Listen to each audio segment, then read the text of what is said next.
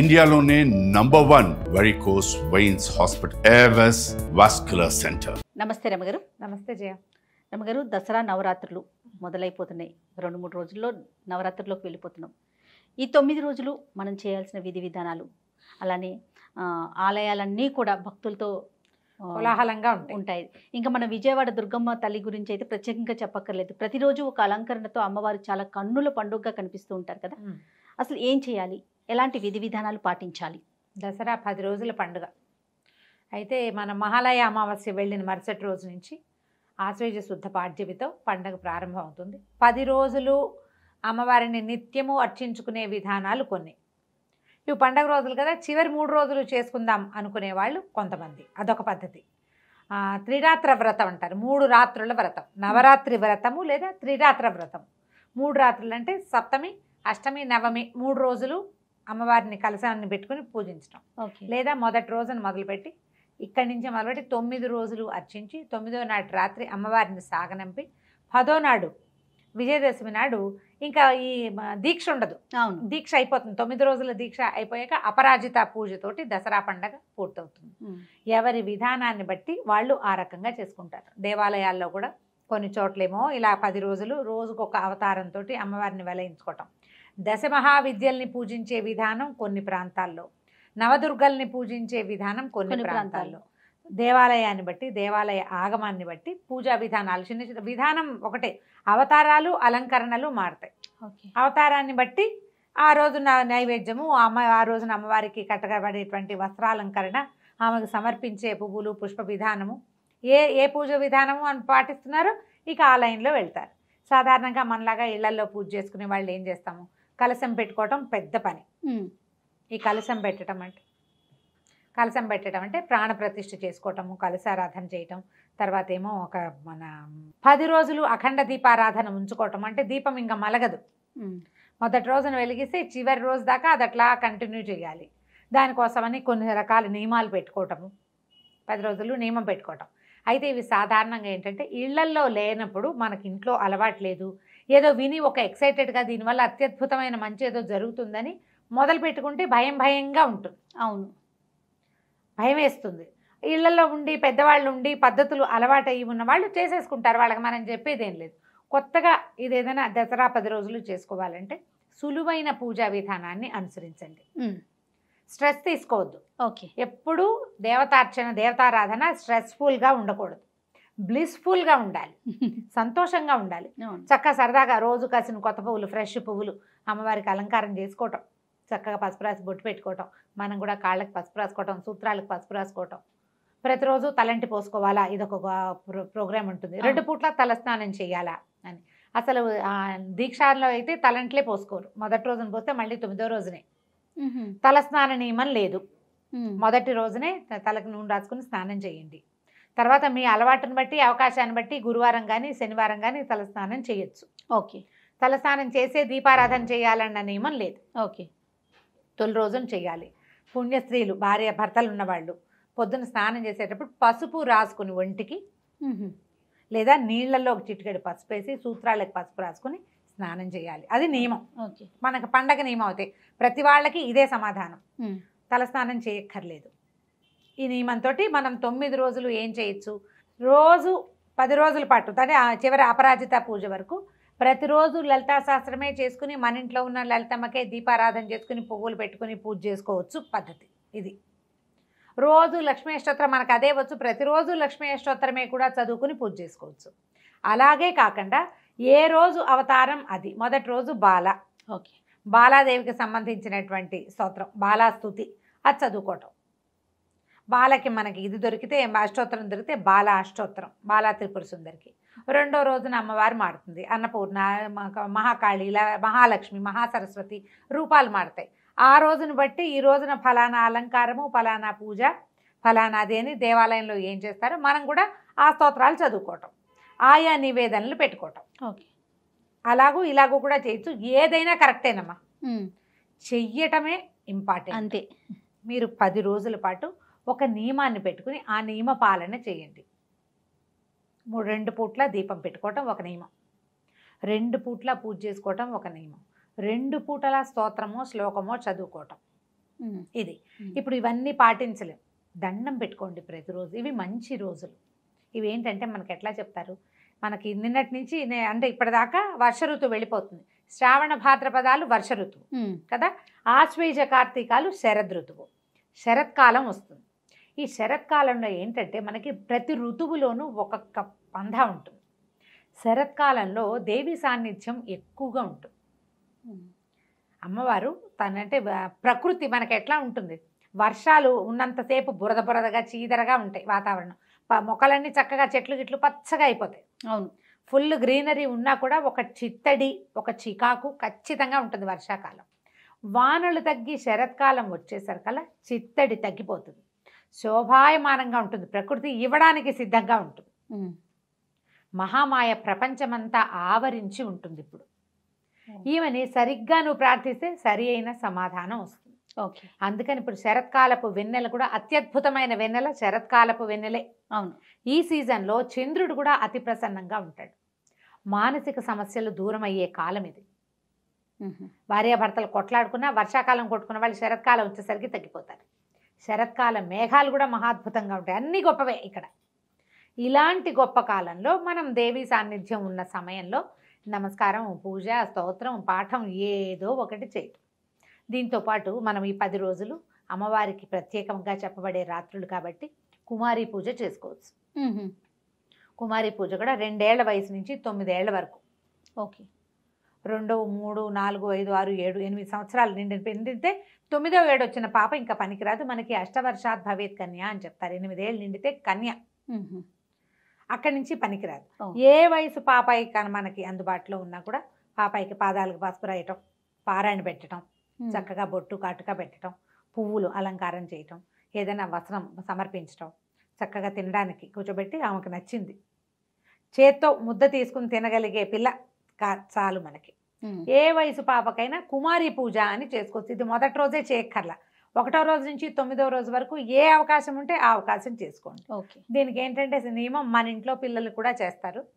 సొంత పిల్లలు కాకుండా కుల నియమం లేదు. ఓహో, వీళ్ళే కావాలన్న నియమం లేదు. నియమం లేకుండా ఎవరికైనా సరే బాలాస్వరూపంలో అమ్మవారు అత్యంత ప్రసన్నంగా ఉంటుంది. అట్లా మనం కుమారి పూజ చేసుకోవచ్చు. తర్వాత సువాసిని పూజ, ఈమెకు చాలా ప్రీతి. మనకి ఆ లలితలో కనిపిస్తుంది సువాసిన్యర్చన ప్రీత అని. శోభన శుద్ధ మానస, అమ్మవారికి చాలా ఇష్టం సువాసిని పూజ. అందుకని మనం ఏం చేస్తాం, మన ఇంటికి ఎవరైనా ముత్తైదు వస్తే బొట్టు పెడతాం. అవును, అమ్మవారినిగా భావించే సువాసిని కూడా ఇట్లాగే పాదాలకు పసుపు రాయటము, షోడశోపచారాలతో సువాసిని పూజ చేసే విధానం కూడా ఉంది. అంత పెద్ద ఎత్తున అందరూ చేయలేకపోతారు, అలవాట్లేదు. ఏదో తప్పు చేసాము, సరిగ్గా చేయకపోతే అదేదో చేయలేదు కాబట్టి ఇదేదో అయ్యిందనిపించి భయం వేస్తుంది. అవునవును, ఆ కంగారు ఏం పడదు. చక్కగా కాళ్ళకి పసుపు రాయటం, మన ఇంటికి ఎవరు వస్తే వాళ్ళకి బొట్టు పెట్టడం, గంధం రాయటం, చక్కగా పువ్వులు చల్లో పెట్టుకునేందుకు పువ్వులు ఇవ్వటమో, మనమే పువ్వులు ముడవటము, గాజులు, రవికలు పట్టవో లేకపోతే చీరో అలంకరణ వస్తువులు ఇవ్వడం కూడా ఈ సీజన్లో మనం చేయొచ్చు.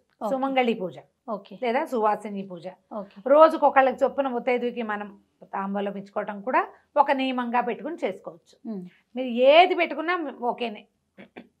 ప్రతిరోజు కొన్ని పువ్వులు వాయనం ఇవ్వటం, ప్రతిరోజు పళ్ళు వాయనం ఇవ్వటం, ప్రతిరోజు ఏదైనా ప్రసాదం చేసి ఎవరికైనా ఇవ్వటం, అట్లా ఏ నియమమైనా పెట్టుకోవచ్చు. నియమం పెట్టుకోవాలి. ఈ 10 రోజులు ఆ నియమాన్ని అమ్మవారి కోసం అని భావించి చేస్తే మీకు ఏంటంటే కాంప్లికేషన్స్ లేవు ఇందులో. అవును కదా, రకరకాల ప్రశ్నలు ఇస్తారు. కొన్ని క్వశ్చన్స్ వచ్చినాయి అన్నారు కదా రమ్మగారు, నేను కూడా ఒకటి చూసానండి. ఏంటంటే నియమం పెట్టుకుంటాం కదా, మధ్యలో పీరియడ్స్ వచ్చినాయి అనుకోండి, ఎట్లా కంటిన్యూ చేయాలా, మధ్యలో ఆపేయాలా, లేకపోతే మన బదులు ఇంకెవరితో అయినా చేయించాలా, ఇట్లా రకరకాల ప్రశ్నలు రమ్మగారు. ఇప్పుడు మన ఇంట్లోనే అయితే ఎవరు లేరనుకో, ఏం చేస్తాం, దండం పెట్టుకుని ఊరుకోవటమే. ఓకే, స్నానం చేశాక రోజులు మిగిలితే ఆ తర్వాత రోజు చేసుకోవటం. 5వ రోజు రెండోసారి, 4th డే ఒక స్నానం, 5వ రోజు మారు స్నానం అంటారు, మారు నీళ్లు.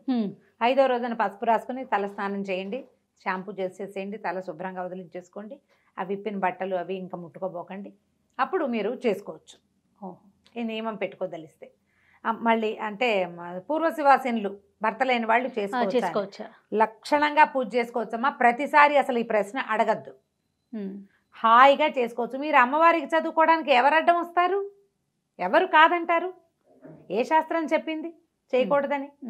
ఒక్క సాధారణ నియమం మనం పాటించేది ఏమిటి, మనకు లోక సహజంగా నేను చెప్పడం కాదు, సహజంగా పాటించేది. ఎవరికైనా బొట్టు కాటుక మీరు పెట్టకూడదు, బొట్టు పెట్టి ఇవ్వకూడదు అన్న మాట చెప్తారు. మీ ఇంట్లో నుంచి మీరు ప్రసాదాలకి సదాలు అన్నీ శుభ్రంగా చేసుకుని ఇవ్వచ్చమ్మా, ఏ తప్పు లేదు. హాయిగా చదువుకోండి, అమ్మవారికి పూజ చేసుకోండి.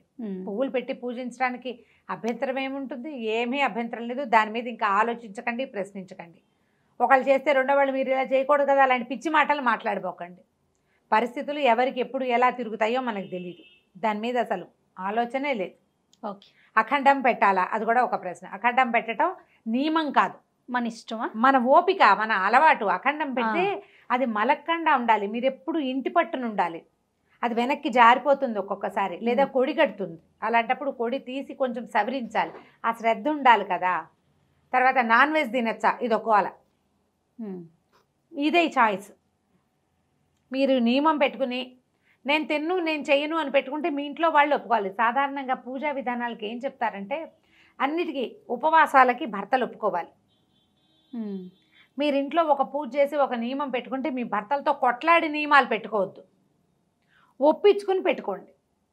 ఒప్పించుకోవాలి. ఇప్పుడు పైగా మన నియమం వల్ల ఇతరులకు ఇబ్బంది కలగకూడదు కదా అమ్మగారు, అదొకటి చూసుకోవాలి కదా. ప్రధానంగా భర్తలు ఒప్పుకోవాలి. మీ ఇంట్లో పిల్లలకి భర్తకి ఇబ్బంది లేకపోతేనే పెట్టుకోండి ఆ నియమం. ఇది అక్కడి నుంచి ఉపవాసాల గురించి ప్రశ్నిస్తారు. స్త్రీలు ఉపవాసం అంటే ఓపిక లేని వాళ్ళు, షుగర్ ఉన్నవాళ్ళు, ప్రెగ్నెన్సీ ఉన్నవాళ్ళు, లేదా కొత్తగా పిల్లల తల్లులు, చంటి పిల్లల తల్లులు ఉపవాసం చేయొద్దమ్మా. మీరు దీంట్లో ఒక పద్ధతి ఉంది, మనం ఏది నివేదన చేస్తామో అదే తింటామని పెట్టుకోండి. ఇది ఒక నియమం పెట్టుకోవచ్చు. నాది అదే నియమం, 10 రోజులు. ఓహో, అమ్మవారికి ఏదైతే నివేదన చెయ్యనిది ఏది నేను తిన్ను. పొద్దున్న నివేదన పెడతాం, ప్రసాదం అవి ఇవి అన్నం అన్నీ పెట్టేస్తాను, అవే తింటా. ఇక వేరే నివేదన చేయబడిన అరటిపండు కూడా నేను తిన్ను. 2 పూట్లు అవే తింటారా అమ్మగారు? 2 పూట్ల అదే తింటా, మా నియమం అదే. పగళ్ళు డాక్టర్ గారు ఉపవాసం ఉంటారు, ఆయన రాత్రి భోజనం చేస్తారు. నాకు అన్ని రోజులు పగలు ఉపవాసం చేస్తే నేను నిద్ర లేవలేను. ఓకే, పని చేయాలి కదా, ఎంత పని రమ్మగారు. అందుకని ఇంకా అది పెట్టుకోవట్లేదు. ఎప్పుడు ఇదే పంద. పొద్దున పూట నివేదన ఏది చేస్తే అది నివేదన చేయకుండా మధ్యాహ్నం పిల్లల కోసం ఏదైనా చేస్తే నోట్లో వేసుకోవడం, స్నాకింగ్, నథింగ్ డూయింగ్, ఇలా పెట్టుకోవచ్చు. ఓకే. ఈ ఉపవాసం ఉండటం కూడా పగలు ఉపవాసం ఉండి రాత్రి భోజనం ఇవి రాత్రి పూజ చాలా ఇంపార్టెంట్ దసరాల్లో. సాయంకాలం చేసే పూజ మంచిది, చాలా అంటే విశేషమైందని చెప్తారు. రాత్రి అని చెప్పబడుతోంది కదా, అదేలేండి. మీ వెసులుబాటు, మీరు చేసుకోగలిగితే సాయంకాల పూజ సంధ్యాకాలం నుంచి మొదలుపెట్టి రాత్రికి చేసే పూజ. మీరు ఆ నియమం పాటించలేకపోతే పొద్దునే చేసుకోండి. కొంతమందికి కుదరదు, కొంతమందికి కుదరదు, పొద్దుటి పూట చేసేసుకోండి. సాయంకాలం ఒట్టిగా దీపారాధన చేసుకోండి. పిల్లలు స్కూల్ నుంచి ఇంటికి వచ్చాక అక్కడ కూర్చొని చదువుకోవడానికి దానికి కుదరదు, చిన్న చిన్న పిల్లలు. లేదా పిల్లలు సాయంకాలాలు ఆటలాడుకుంటారు, వాళ్ళని వెతుక్కుంటూ ఉండాలి, అది కూడా ఉంటుంది. ఇప్పుడు స్కూళ్ళు ఉండవు కదా, సెలవులే కాబట్టి పర్వాలా. పొద్దున పూట ఏమైతే ఏదో ఆడుకుంటారు, ఏదైనా బ్రేక్ఫాస్ట్ చేసి అక్కడ పెట్టేస్తే వాళ్ళ దారిని వాళ్ళు తింటారు. ఆ టైంలో మీరు ఏమన్నా చదువుకోవచ్చు, పూజ చేసుకోవచ్చు. సాయంత్రం కష్టమైతే సాయంత్రాలు పెట్టుకోపోకండి, ఉదయకాలమైనా చేసుకోవచ్చు. ఉపవాసం ఉండదలుచుకున్న వాళ్ళు పూజ అయ్యే వరకు ఉపవాసం చేయండి. బ్రేక్ఫాస్ట్ చేసి పూజ చేయకుండా పూజ అంతా అయిపోయాక నివేదన చేశాక అప్పుడు తినండి. ఆ నియమం కూడా పెట్టుకోవచ్చు. ఉపవాసాలకి భర్తలు ఒప్పుకోవాలనేది నియమం. భార్య భర్త కలిసి ఉండొచ్చా, ఆ ప్రశ్న కూడా వచ్చింది, అది కూడా వచ్చింది. అవన్నీ కూడా మీ చాయిస్ లేనమ్మా. మీకు తప్పు అనిపిస్తే చెయ్యొద్దు, తప్ప అని ఎవరినైనా అడగండి.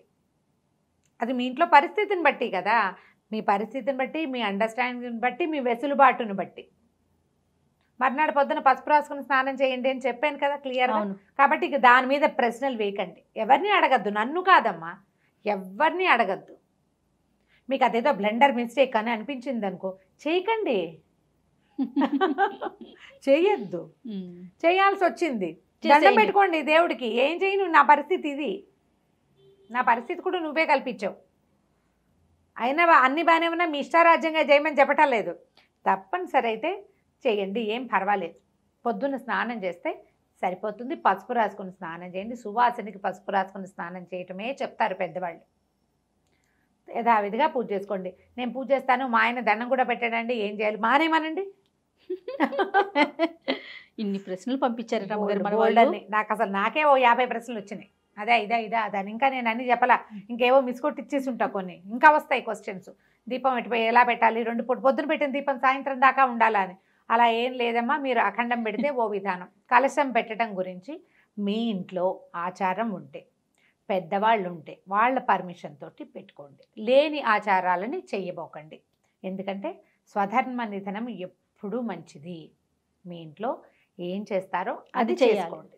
మీకు సార్ చేసుకోవాలని ఉంటే పెద్ద పెద్దవి చేయబోకండి. నేను చెప్పినట్టు సింపుల్గా ఏదైనా చక్కగా చదువుకోండి, రోజుకొకటి. అయితే చాలా సందేహాలు, ధర్మ సందేహాలు చాలా ఉన్నాయి రమ్మగారు.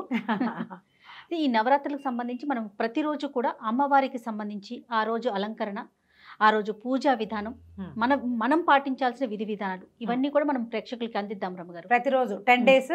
రేపొద్దున అమ్మవారికి ఎలాంటి వస్త్రం సమర్పించాలి, ఏ అమ్మవారిని పూజించాలి, అవును, ఏ ప్రసాదం పెట్టుకోవచ్చు, అది కూడానమ్మా నేను చెప్తున్నాను. మనకు దుర్గగుడిని ఫాలో అవుతాం మనం. విజయవాడలో ఉన్న కనకదుర్గాదేవి ఇంద్రకీలాద్రి మీద ఉంది.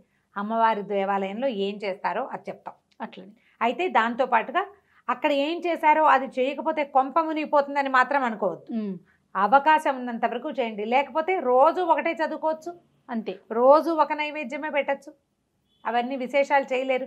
మీరు వండుకున్న అన్నం, పప్పు, నెయ్యేసి బెల్లం వేసి నైవేద్యం చేయండి, అది కూడా పనికొస్తుంది. అబ్బే మేము చేయలేము, పాలు పళ్ళు పెట్టండి, అది కూడా పనికొస్తుంది.